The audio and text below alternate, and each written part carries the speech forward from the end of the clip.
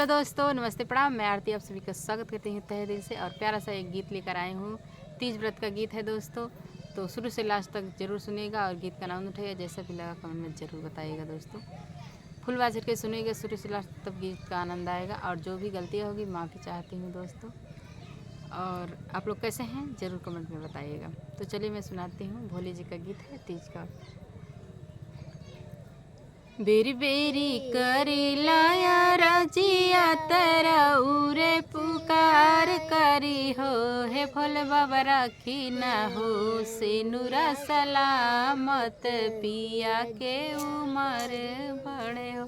हे भोले बाबा राखी ना हो सिनुरा सलामत पिया के उमर बड़े हो। बेरी बेरी करी लाया रजिया तेरा उरे गोहार करी हो।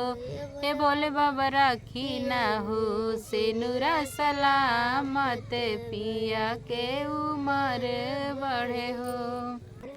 नैहर ससुरवा राखी अवरो, नैहर ससुरवा राखी सलामत औरो संसार राखी हो। हे भोले बाबा राखी ना हो सिनुरा सलामत पिया के उमर बड़े हो। हे भोले बाबा राखी ना हो सिनुरा सलामत पिया के उमर बड़े हो।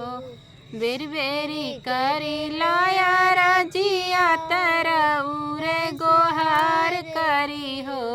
हे भोले बाबा राखी ना हो सिनुरा सलामत पिया के उमर बड़े हो।